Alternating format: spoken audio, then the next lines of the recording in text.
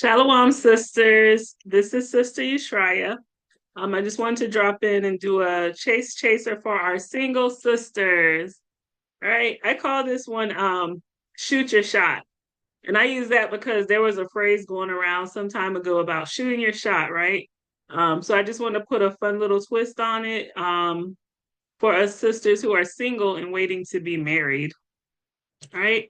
So we all know that waiting for marriage is not so fun in the truth, right? Because we desire to be married. We know marriage is our lot, right? But while we're waiting, what is it that we must do? And that's what this is about. And that's what I'm calling shooting your shot, right? Shooting your shot typically means, going for it, reaching out to the person that you desire as a husband, right? But before you shoot your shot, just like in a basketball game, you have to make sure that you and the ball line up with the goal, right? Or the target. You have to line up with it. So that's what this chaser is going to talk about. So there's four things that come to mind when I think about sisters shooting their shot, right? And those things are be ready, made, be teachable, know the laws, and look the part. All right, Proverbs 24 and 27 reads, so, prepare thy works, prepare thy work without, and make it fit for thyself in the field, and after it, build thine house. Come.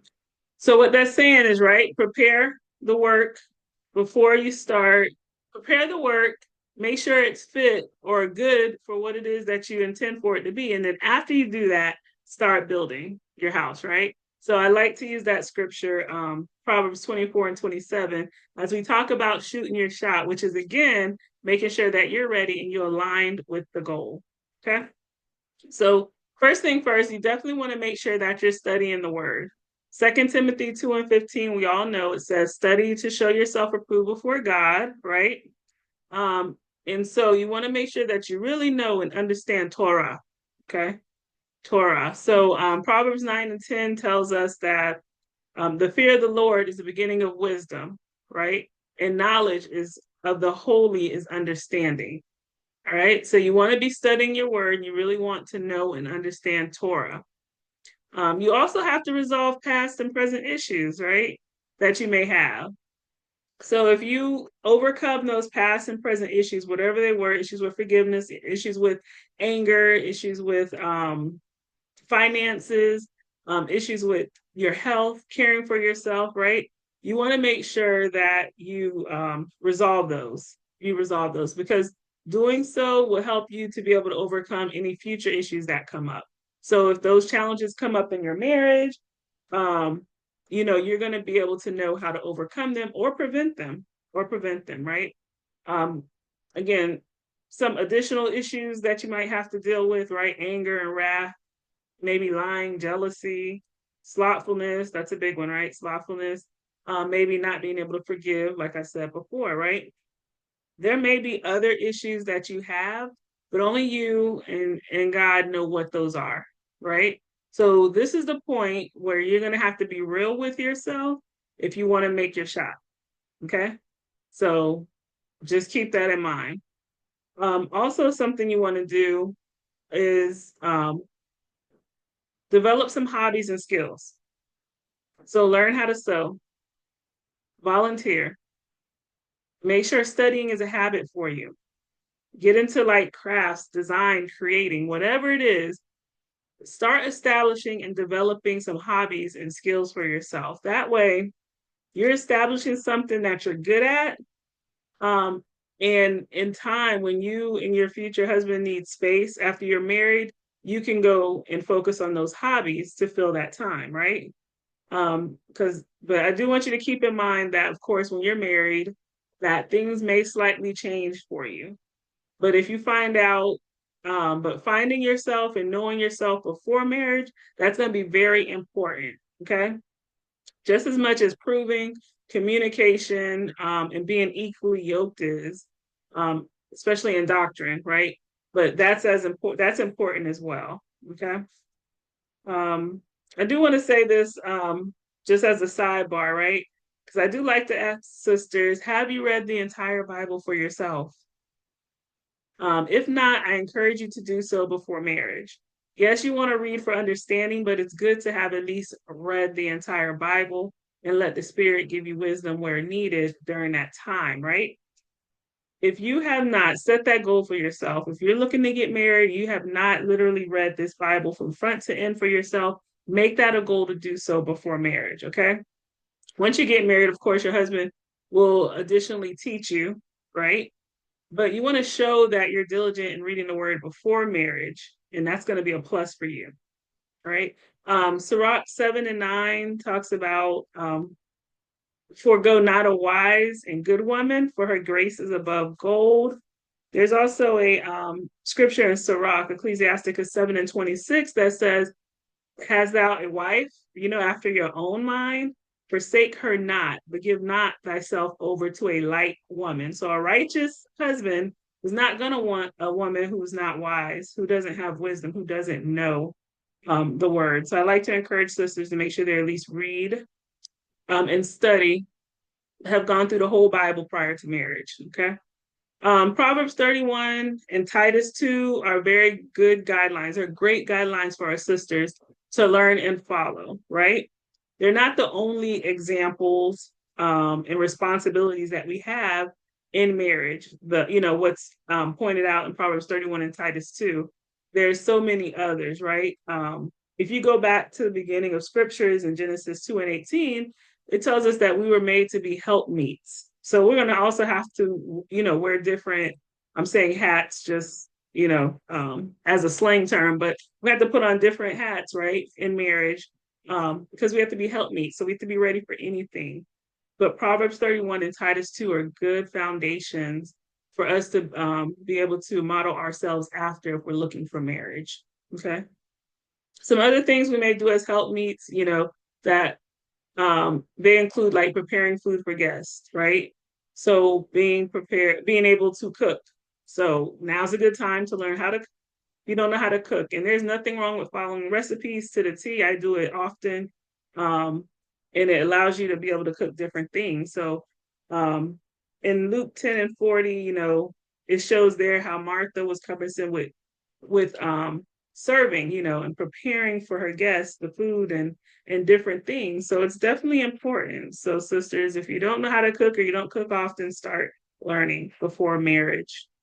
You'll see examples of caring for animals, right? Genesis 24 and 13. You'll see where the daughters of the men of the city came out to draw water, right? You also see different examples of sisters who are, they're taking care of the animals. They're getting the water for the animals. So just imagine everything else that they're doing besides that, caring for animals, right? And what if your future husband likes cats or dogs or whatever, So you have to have a heart for caring for, animals and others, more importantly, right? There's also examples about fasting and praying for our people, right? Um, Esther 4 and 16 is a good example because Esther fasted, right? Her maidens fasted, others in Israel fasted. Definitely, and these are just examples of how women will have to be helpmeets outside of Proverbs 31 and Titus 2, right? Um, the caring for animals, the fasting and the praying, serving others and things like that. But there's plenty of other examples of women being helpmeets in the scriptures. So it's important to, of course, like I said, read through those scriptures and learn and understand those things so you can be prepared. Um, and this is just showing how important it is that you read all of the word so you can understand what's required of you as a wife, right? In action and thought and word and deed. In addition, it's definitely important that you enjoy or at least have a good routine for yourself when it comes to cleaning and cooking, right? So things that are related to the care of the household, right? We know that the majority of the responsibility in those two areas will fall on us. All praise that you get a husband who likes to cook and clean. That's a bonus. But or at least he's helpful in those areas. But what if you get someone who's not good at cleaning, who doesn't clean, who doesn't know how to cook well or doesn't cook? You want to make sure that you wanting to be a wife, that you are able to do those things. Okay. So have a good routine for cleaning and cooking, and not only cleaning your house, but taking care of yourself and your body as well. Okay. There's a scripture I want to bring out, which is Psalms 50:2. Out of Zion, the perfection of beauty, God has shined. Okay. So, like I was saying, right? Cleaning has to do with taking care of yourself as well. So looking the part is going to be just as important before and after marriage. Your natural beauty is best. That's my opinion. No weaves, no fake nails, no excessive makeup, right? We're talking about modest, righteous women, right? We are not made to flaunt ourselves or be seen or to walk on our tiptoes and with the tinkling and all that stuff and mess around and be humbled by y'all like we were before.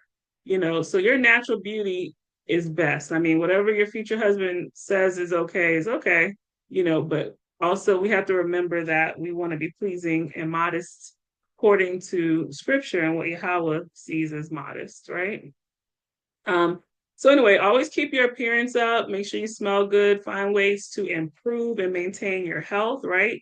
And remember, natural ways are best. Working out, that's a plus. So if you don't work out, start doing it now. Build these habits before marriage, right? When you read in the word, you'll see how all the sisters were mentioned as being beautiful and wise, right? Beautiful and wise. Um, there's scriptures that tell men, look beyond our beauty. That way they don't fall weak to it, right? And so we definitely want to make sure that we are presentable and beautiful, that we're taking care of ourselves, that we are doing this in a natural way, a modest way, so that we are examples of modesty according to the word, but also that we are pleasing to our husbands and what they would like to see us look like righteously, right? You may dress differently at home for your husband. So you want to be fit and have the things that he likes in the privacy of his home, right? And then when you go outside, you want to be that gift wrapped up so that no other man can be desirous of you, right? You are for your husband. There's a scripture in Sirach, Ecclesiasticus 36 and 22 that says, the beauty of a woman cheers the countenance, right? And a man loves nothing better. All right. So just remember that, Sirach 36 and 22. But remain modest. You shouldn't be showing so much skin and so much cleavage or your shape, to show your beauty. You can light up any room with your smile, right? You can definitely do that. Proverbs 31:30, we all know this, right? Favor is deceitful and beauty is vain. But a woman who fears the Lord, she shall be praised. Okay. Um, Another important one is you want to remain teachable before and after marriage. And this can be difficult. I know this firsthand, right? You already read the scriptures, you studied with the elder of the elders, your camp go hard, make sure everyone knows their precepts and their scriptures. So when you do start proving or courting and the brother is trying to teach you, you're going to have to be open-minded, humble, and remain teachable, right? And that's going to have to be before and after marriage because he's the one that the scripture says will have to teach you. If you have questions, you're silent in the church, right? And when you get home, you need to ask your husband. So you have to remain teachable, okay? So that's something you want to always keep in mind and practice doing as well. Um, get yourself under an elder or some type of authority figure like your father or brother before marriage. Let them guide you and account for you, until you have your husband. Let them teach you. practice this with them, right? They will always be able to prove very helpful with proving as well, right? So they can tell you if the brother is good for you, and they can tell the brother if you're good for them, right? And they can help you select your future husband as well. But being teachable is going to be important because we are to be led, right? Genesis 3:16, our desire is going to be to our husband and he is going to rule over us. Period. Okay? But what's important, all of us, men and women, we're led by Yahweh. We're led by God, and that's priority. Psalms 25:4 says, "Show me thy ways, O Lord, and teach me thy paths." Okay. So what better way to learn and improve your tolerance on being led, and by being teachable. Okay. Know that I want everyone to know, all you sisters know that you do have a voice, you have an opinion, you still are able to share what's on your mind, but you want to do so respectfully with your husband at home. Okay, so don't think that you don't have a voice. Don't think you don't have an opinion. Remember how Yahweh used several women in the scriptures to lead and guide and prophesy to men of Israel, um, over time. So when I say lead, I don't mean lead in that sense, but to like Deborah, for example, she was a judge over Yasharallah, and so don't think you don't have a voice. You definitely do. There's a scripture in Sirach 26:14 that says, a silent and loving woman is a gift of the Lord, and there is nothing so much worth as a mind well instructed. Right? So, yes, I'm telling you that you have an opinion, you have a voice, you can share what's on your mind, but you must do so respectfully. You must do so at the right time. You must do so without being argumentative and without raising your voice. All very important. And a well instructed mind means you have wisdom. You're using wisdom in the things you say and you do. Okay. So, keeping all of this in mind, you never want to get in over your head and go into something unprepared. Unprepared, right? Luke 14:28, there's a scripture that tells you, who of you attends to build a tower without first sitting down, right, counting the cost and determining if you have sufficient amount to finish it? Same thought, right? So you're going to consider what it is you can offer. Are you prepared for marriage? What is it he can offer? What is it that you would like him to offer? And is it all according to scripture, right? Consider all of that first. Write it down, plan it out, prepare yourself, let him get prepared, take time, right? And then consider if it's enough to get married. Okay. So in all of this, we may shoot our shot, but whether we make it to the goal or not is going to be always up to Yahweh. So remember that we're preparing ourselves. We're lining up for our goal, right, of marriage, but it's always going to be up to Yahweh if that's what he intends for us. So we always got to keep that in mind as well. Oh, Proverbs 16:1, Salakia. That's why I'm confusing it. 16:1. The preparation of the heart in man and the answer of the tongue is from the Lord. Okay, so whatever you're thinking and considering and the response you get from it, remember it's from the Lord. So just wait on him. Regardless of you shooting your shot, it is always up to Yahweh if it's something to come to pass. It's his will. It's his will. Okay. So if you want his will, keep the law, statutes, and commandments.